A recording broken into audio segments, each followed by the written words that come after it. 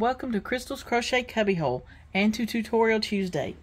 Today, I'm going to mention we are using the new Crochet Stitch Dictionary by Neil Brass and Evelyn Hetty Burkhart, and we are going to do what they call the cord look texture pattern. And this pattern calls for your chains, a single crochets, and then we are going to be doing a twisted slip stitch. So this takes just a little bit of time to do it because a slip stitch is a smaller stitch. And it's new. This is the first time I've done the twisted slip stitch. So let's get going and see how this goes. Okay, of course you're going to need your 100% cotton yarn, or at least I think it's like maybe 80-some%. I don't remember, but 100% cotton yarn is what I'm using. And then you'll need a needle for sewing in your ends, scissors to cut your yarn when you're done. You'll need a tape measure if you're wanting to measure a specific size washcloth, so you make sure that it's square or whatever you're wanting to accomplish.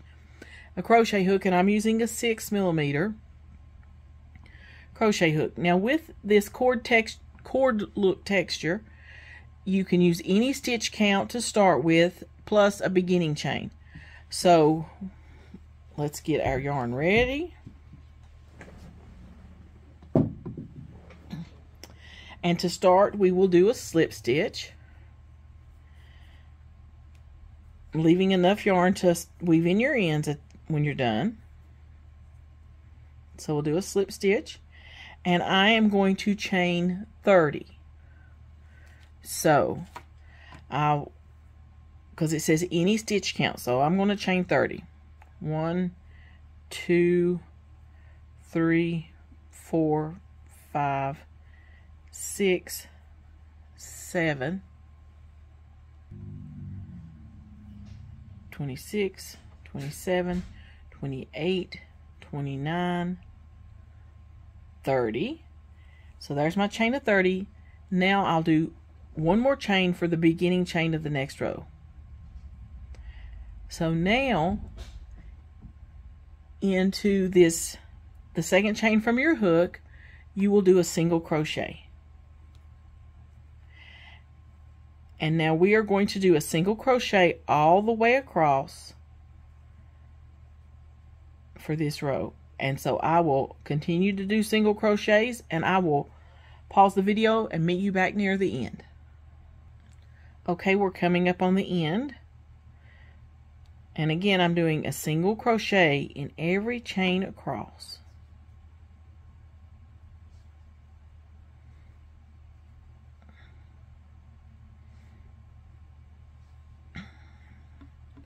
Here's our last chain.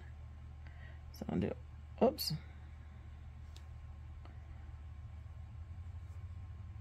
Single crochet. Now I'm going to chain 1 and turn my work. And there's what we've got so far. Now in row 2, which will be our repeat for the rest of our washcloth, we're going to be doing the twisted slip stitch. Now to do this twisted slip stitch, that's kind of a tongue twister, you take your hook, keep your working yarn behind the hook, so back here, and you take your hook, go from the back of your work to the front. Take your working yarn and pull it through everything. Now I'll do it again, and of course again, and you're going to have to kind of maybe pull it a little bit to look. This was a little bit difficult when I did the practice run on this. So you have to just keep your working yarn behind you, or behind the hook. You're going to take the hook behind your work. So here's your work. There's your stitches. So you take the working yarn, the hook, and go behind the stitch and to the front. Take your working yarn, pull it through the stitch. Try to kind of have to keep it a little bit tight. It wants to get loose on you. And then you'll pull it through that. So you pull it through all your loops, everything on your hook. So again, we're going to go behind the stitch and come in from the back. Sorry guys, didn't mean to bump that. Wrap our working yarn around our hook and pull it through the stitch and the loop that is on our hook. And that is a twisted slip stitch. And you're going to do that all the way to the end of the row. I'll do it a little bit longer with you. So you go in from the back, wrap your yarn, pull it through the stitch, pull it through the loop on your hook, and that's a twisted slip stitch. And see, it wants to kind of bunch up, so you've got to make sure you're not skipping any of your stitches. And I even found sometimes if I hook my hook on it, on the stitch, and kind of fold over and pull through, it helps me get it in there. And you pull through everything. So again, you're going to go through both, make sure you go through both loops of that stitch. From the back to the front with your hook. You go wrap your yarn and pull through the stitch and the loop on your hook. Let me see if I can get up here real close. I don't know if that's gonna... You go from behind, go under both loops of your stitch to the front with your hook, wrap your yarn, pull it through your stitch and the loop that's on your hook. Pull it through everything. Now continue to do that till you get to the end, and I'll meet you when I get close to the end, okay? Okay, I just wanted to point out, it tends to want to get loose on you, your loops that are on the hook, so you kind of have to keep that tension up there a little bit. And again, you'll need to pull your work out to make sure that you're getting into the next stitch and not missing one. But kind of keep that not too loose. I don't know. And pull through both or everything. See how it wants to bunch up. See, there's that one. I would have missed it if I hadn't have pulled at it a little bit. See, it bunches up a little bit. So if you tug just a little bit, make sure your working yarn stays behind, you'll see that's the loop you just went into. So now you're going into this stitch. And then I'll, tighten up my loop a little bit.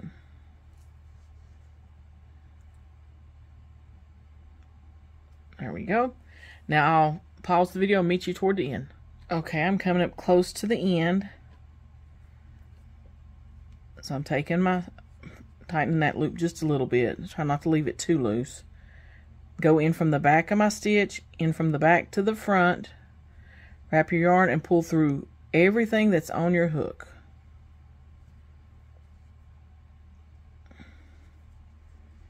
And you can do it every stitch across for round 2.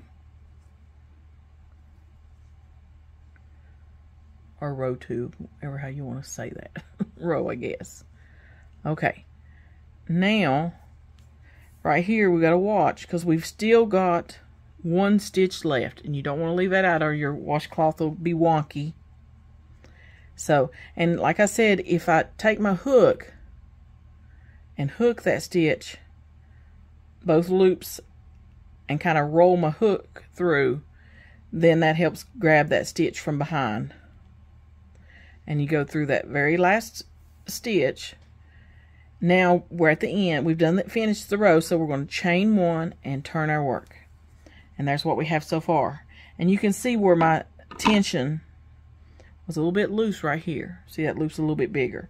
But I think it'll work itself out as we're going along. So now row 3 is the exact same thing in every row hereafter. You do a twisted slip stitch in every row, starting with it's like the second loop from your hook, or the first stitch, because there's your chain 1 space. And you go in from the back to the front and pull through everything. And always make sure you get that very last stitch on the end, and then you'll chain 1 and turn your work. And you keep working until you get the washcloth the width and length that you want it. Well, this would be the width, so the length that you would want it. And so I'm going to finish this. And I'll meet you back in a little bit and we'll see what our washcloth looks like, okay? Okay, guys, here's my finished washcloth. That is kind of a tight stitch. So, but I like the way it looks. I still got to weave in my ends. But that is the cord look texture. And that is using the twisted slip stitch. Now let me fold this up and put it up closer so you can see it. I think it looks pretty much the same on both sides. Pretty close. So there is your texture. So that is the cord look texture using the twisted slip stitch. So guys, that's our washcloth for today. I hope you enjoyed this tutorial. And if there's anything else that you would like me to do a tutorial on, a certain stitch or anything like that, please leave a comment below, and I will, if I don't know how to do the stitch, I will figure it out, and we will do a washcloth using the stitch, you know, just to give us, we're learning stitches. And I thought a washcloth is a short little project that we can do that doesn't take a lot of time, and you've learned a stitch and you've got a product.